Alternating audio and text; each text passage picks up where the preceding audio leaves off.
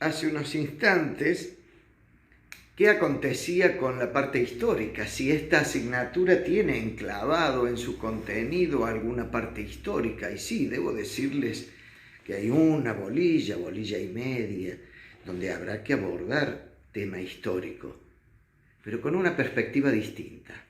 ¿Saben cuál? Una perspectiva donde esta cátedra, a través de quien les habla, trata de imprimir un estilo de mirada crítica, aguda y reflexiva, porque el alumno, a un alumno de primer año de la carrera de abogacía, deberá empezar a comprender el por qué en Roma se generaron estos movimientos, estos cambios de un día para el otro, salir de la monarquía a la república o de la república al imperio.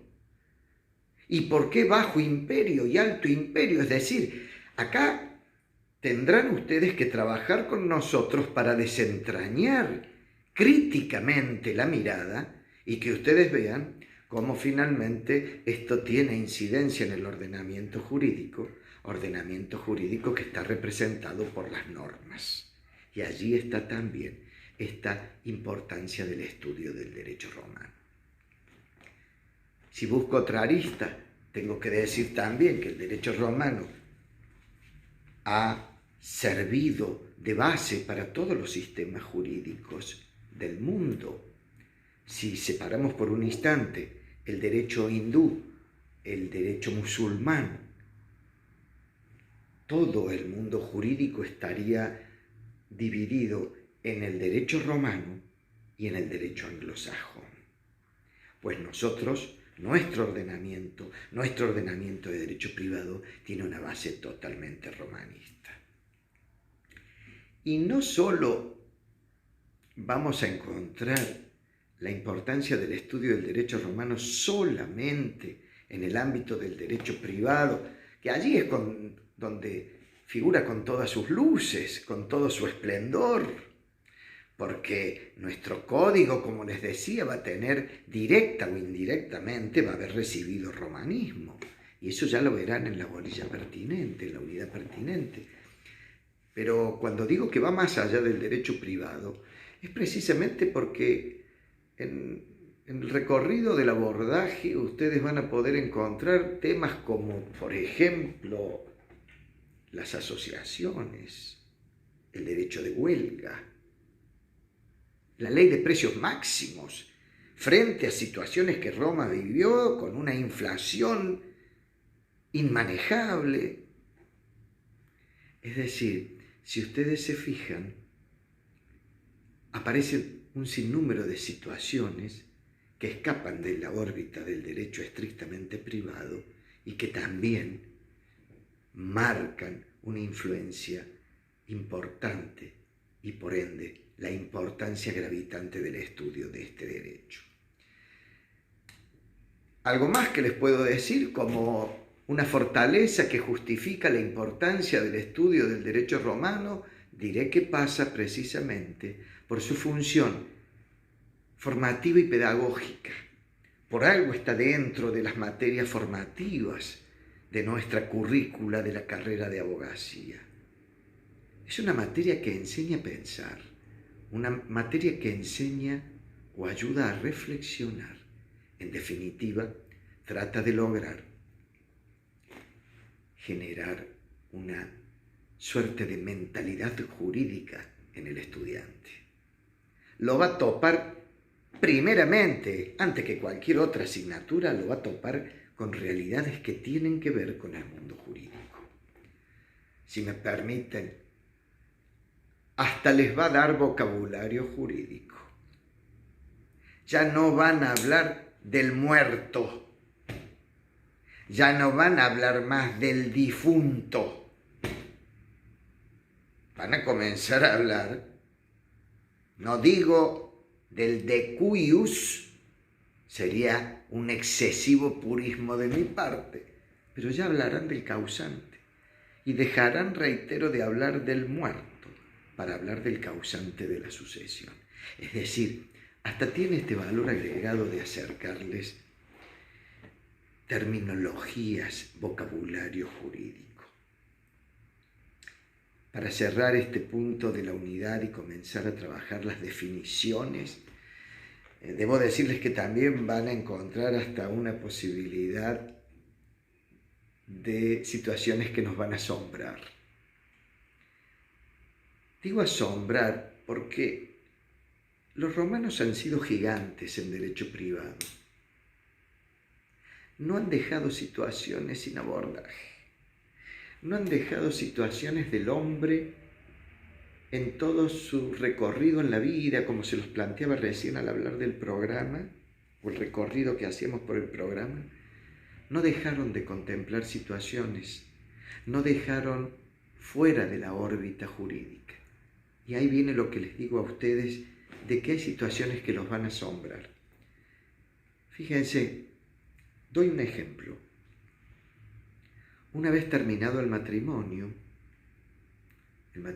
puede terminar por muerte de uno de los cónyuges o por divorcio.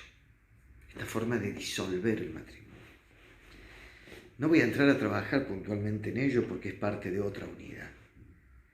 Pero estaba establecido que después de la muerte de uno de los cónyuges, como el sistema habilitaba a las nuevas nupcias, es decir, que podían volver a casarse, puesto que tenían claro que el divorcio rompía el vínculo matrimonial, decía el ordenamiento: podrán constituirse en esposos nuevamente, pero la mujer deberá guardar 10 meses de luto y de llanto.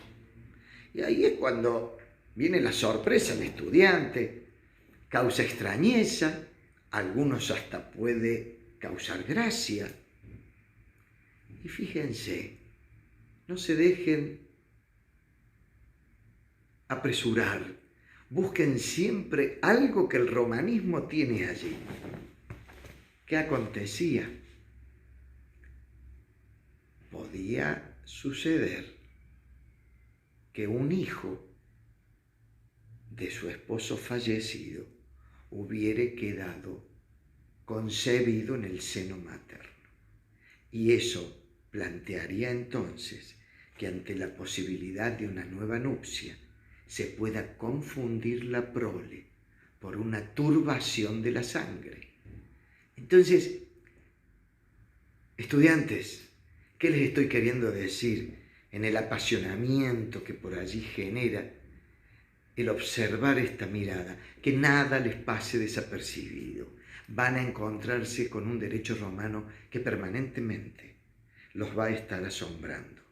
Porque vuelvo a decir, es inimaginable la vigencia, la presencia, lo perenne de este derecho tan lejos de lo geográfico y de lo temporal, es decir, temporal y espacialmente hablando, distante. Estoy hablando 2000 años atrás. Vamos a continuar. En esta unidad encontramos una cantidad de definiciones, o más que de definiciones, una cantidad de conceptos. Uno de ellos, el concepto de derecho, y cuando yo por allí mencione que son conceptos traídos de las fuentes, ustedes tengan este cuidado de, no digo memorizar, pero tratar de tomarlos tal cual, porque si yo digo que hay un concepto traído de las fuentes, es porque precisamente al hablar de las fuentes estoy hablando de estos espacios, de donde ha emanado esta concepción. Por ejemplo, el Corpus Iuris Civilis Romanus, el cuerpo del derecho civil romano al que he hecho referencia hace un momento, de donde van a partir todas estas normas que han sido tenidas en cuenta por nuestro ordenamiento de derecho privado. El derecho, si lo buscamos desde un sentido diríamos, gráfico, en un sentido totalmente gráfico, se lo simboliza a través del fiel de la balanza, que se mantiene rígido, duro, derecho, a raíz de que los dos platillos se encuentren equilibrados, es decir, el interés de los sujetos o los derechos de los sujetos están equilibrados. Esto desde una mirada de un símbolo gráfico. Ahora, el término ius fue usado precisamente para hacer referencia al derecho. Este derecho que lleva consigo la concepción subjetiva y objetiva, la mirada subjetiva y objetiva, es decir, objetivo como norma que regula, y subjetivo como aquella que hace referencia a la facultad que el ordenamiento le otorga a los sujetos. Y este concepto al cual yo quiero arribar, que traen las fuentes, y cuando digo fuentes estoy hablando del corpus iuris civilis, y cuando estoy hablando de él voy más a lo particular, al digesto, y en el digesto a Celso, quien dice precisamente que el derecho es el arte de lo bueno y de lo equitativo. Ius est ars boni et equi. El derecho es el arte de lo bueno y de lo equitativo. Debo decirles, estimados estudiantes, que fueron los romanos poco proclives a las teorizaciones. Ustedes los van a conocer como sumamente pragmáticos. Y en ese pragmatismo es que en un término, en este caso ius, encuentran el sentido y el concepto del derecho. Surge por primera vez una concepción que les doy en latín. Por favor, quiero desmistificar, y permítanme este pequeño paréntesis.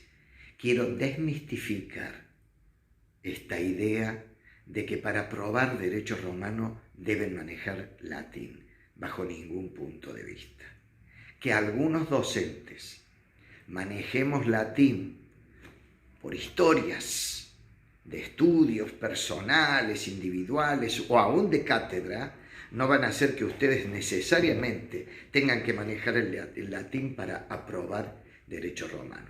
Lo que sí hay que tener algunos cuidados. Cuando hay un término que se ha usado permanentemente en el aula,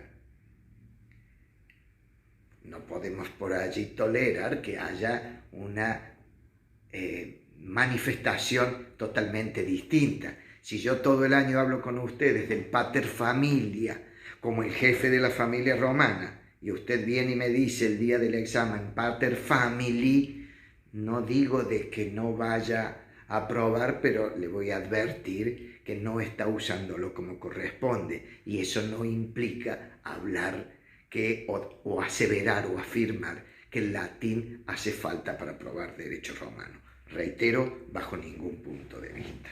Bajo ningún punto de vista. Si por allí yo les puedo acercar algunas cuestiones sobre el latín que les pueda servir, que les pueda gustar, bienvenido sea. En la continuidad del recorrido de esta unidad, que está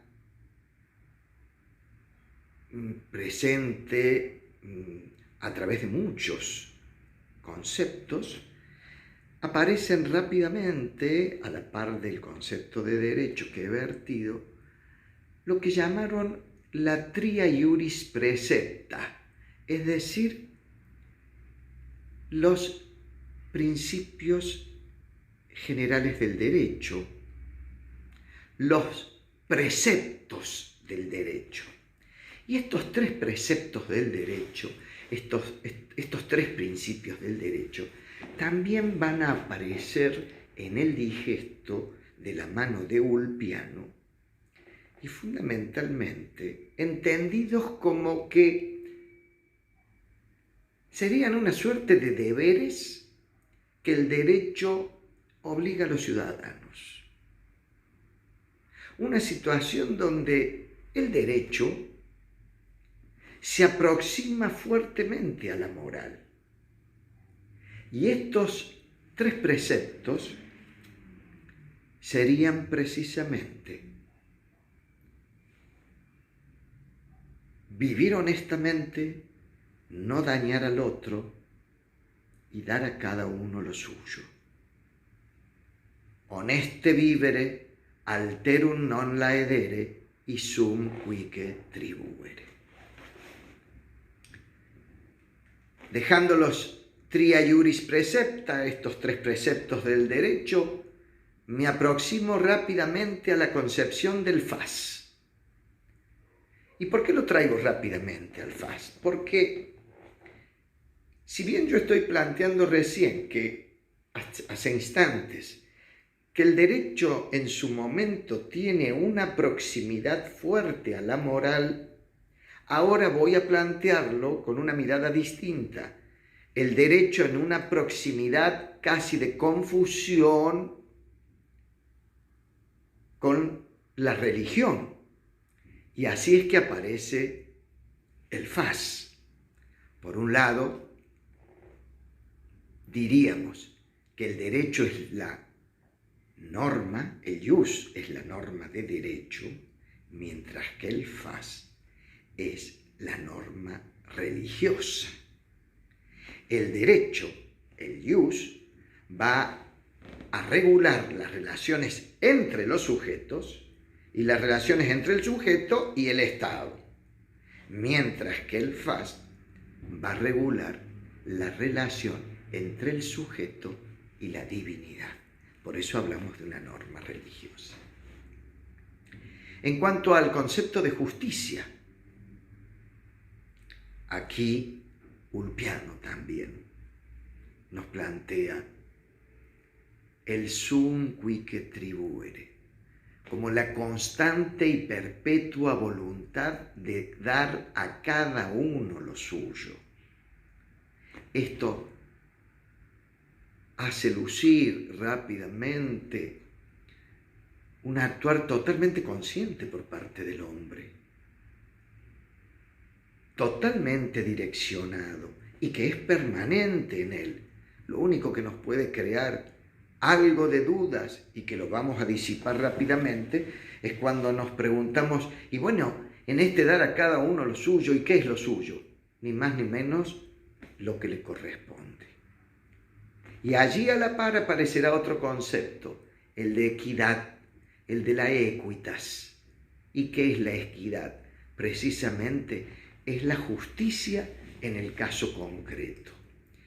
Es el modelo, diríamos, es el modelo al que finalmente entonces debe acomodarse el derecho.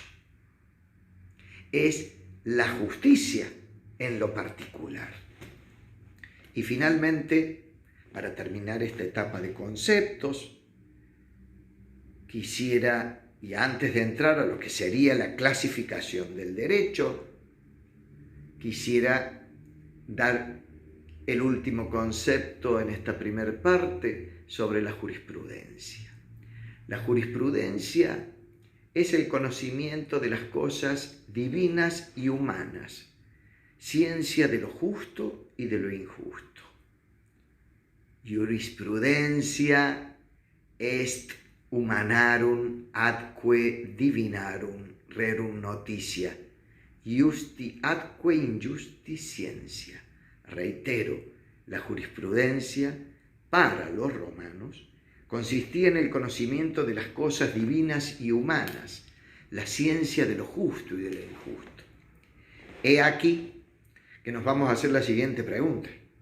Si en todo ha existido un normal y correcto correlato con las concepciones que presenta nuestro propio ordenamiento y nuestra propia realidad, en este particular de la jurisprudencia puedo decirles que sí hay una suerte de apartamiento. ¿Por qué? Solamente conceptual. ¿Por qué? Porque la jurisprudencia hoy en nuestros días hace referencia al acopio o nivel de fallos en un mismo sentido, a un listado de fallos en un mismo sentido, mientras que la jurisprudencia para el mundo romano no es así, puesto que nos plantea que es el conocimiento de las cosas divinas y humanas, la ciencia de lo justo y de lo injusto. Es decir, lo que para los romanos era jurisprudencia, para nosotros significa la ciencia del derecho, es decir, la doctrina jurídica.